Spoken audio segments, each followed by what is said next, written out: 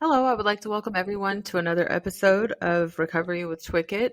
And today I have a friend of mine, Jeffrey, and I'll let him introduce himself. My name is Jeffery Shane Walter, and I'm an addict. My Thank you. clean date is 8/22 of 18. Um, I come from a dysfunctional family. I come from abuse. I come from resentments. I come from personal harm, sexual harms. I live my life where the streets basically raised me. Um, my friends were my homeboys, the people that I looked up to, or people they looked up to somebody else, and we all looked up basically to the person that was trying to operate drug a drug orientation thing, and they involved gang banging with it. So the people that I played soccer with and that I grew up with, they end up getting put on, and I end up getting put on. So I got dragged into it. Um, let's see, I'm 48 years old, born May 2nd of 1976. So I was, gang bang majority of my life, and sold crack cocaine and smoked weed and drank. Just pretty much destruction. You know, anything that would take my mind off normal life stuff.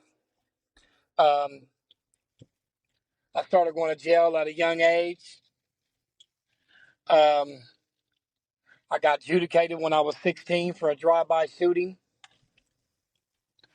Um, I let me see. Maybe I don't want it like that. I want it like this, right? Okay. So um, I started gang banging and like I said, selling crack cocaine and um, pimping out girls, and just doing a life of insanity, doing a life of things that a normal person would never in a million years even dream of doing. And my life my life started going downhill. Um, I was shooting at people, stabbing people, getting beat up, beating people up, drive-by shootings, that life. Um, Went in and out the joint, went all in and out prison, and finally I went to prison 1 year, and I got out. And when I got out, I had my first kid. I think that was it was in 2000 and 2004. I had my firstborn, Addison, and it chilled me out a little bit, but not enough. I kept going in and back, in and out of jail. Um, and then I got introduced to methamphetamines, and methamphetamines kind of sped my life up, if you know what I mean. Um, Started moving fast, staying up for weeks at a time. I'd stay up for 5 days and sleep for 5 days, and that was the center of my life for a long time. I got out of the joint in 2007. Moved down, because I got tattoos and all that. I wanted to move out, move my, I wanted to move myself out of Wichita because I was known. Everybody knew me. Everybody see my tattoos. I got what's cracking down my arm, so everybody knew it was Baby G. You know what I mean? So I moved out to Salina.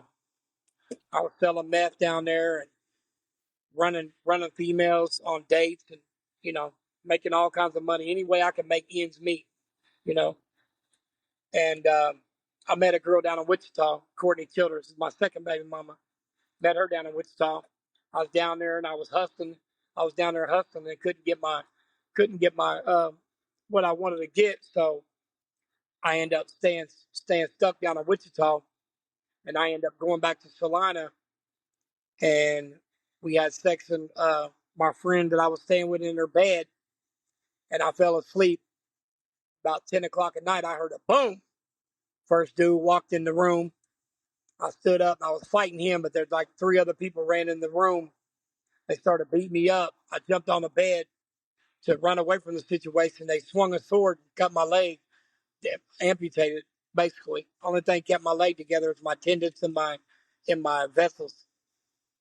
But then they put me in the trunk, drew me out in the middle of the country, and threw me off a 30 feet drop bridge and left me for dead.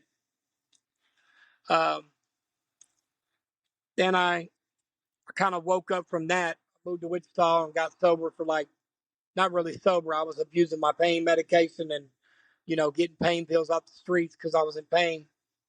So I wasn't really sober. But I stayed that way for about 6 months. Then I started into it real deep, real deep, real deep. Kept going back and forth to jail for theft and deprivation of motor vehicle and all that. But one time I went to the county jail in 2017, and I started getting mentored. I started getting mentored and sponsored by Ryan Estep from now Wichita Bonning. He started putting money on my books every week, started pouring life into me and showing me that there's life outside of gang banging and drug dealing and drugs, and started showing me that brother love, showing me love that I've never experienced in my whole life through nobody still to this day. Like Ryan gave me that love that I needed.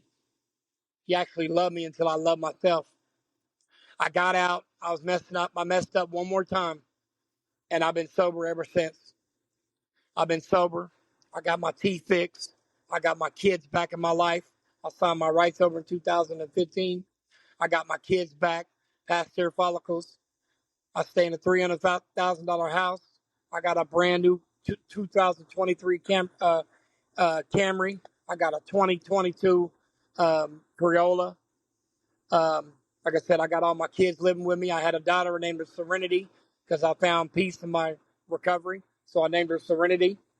I got a knee replacement, so now I don't walk with a limp, and I don't walk in pain no more on my pain management.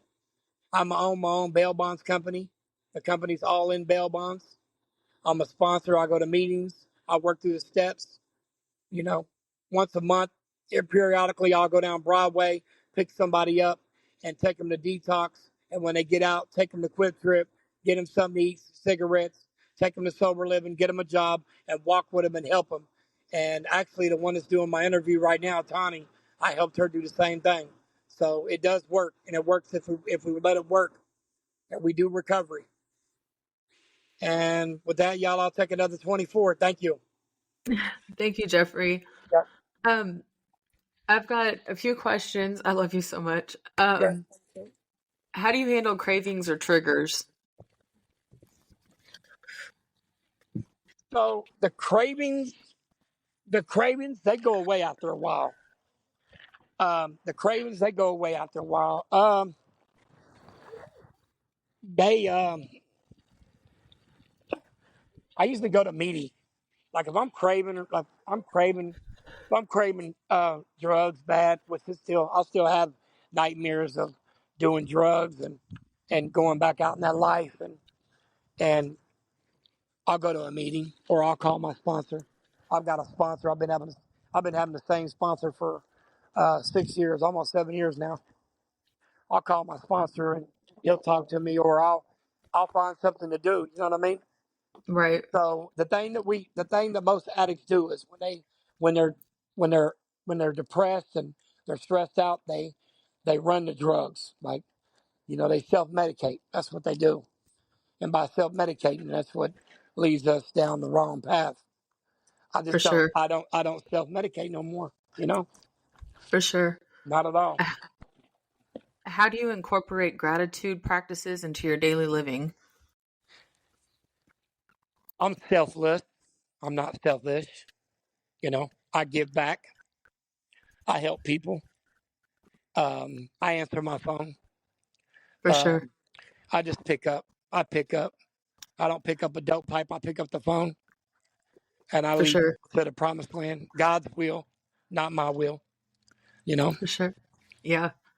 Um, and how did you discover your passions or purpose in recovery? First meeting I ever ran. I ran a meeting for 4 years at RIP, Recovery in Progress, 1649 South Meridian. I ran my first meeting. I had 100 people there, and every one of them was in tears.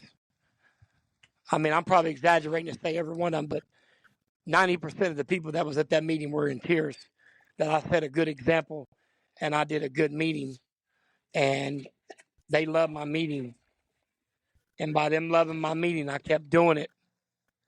And by keep running my meeting, and I kept running my meeting, and by doing that, by running my meeting like that, I I gave back. I felt like that was my purpose.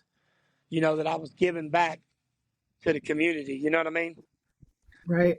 Like I felt like that was I felt like that was my purpose. To give For back. sure. Yeah. For sure. Yeah. All right. Well, that concludes our interview. I would like to thank you so much for your share, Yeah. and I appreciate it very much. Yeah. No problem, Tony. I love you, and I'm super proud of you. Thank Keep you. keep treasuring, baby. For sure. I All right. appreciate you. All right. Love you. Love you too. Bye bye.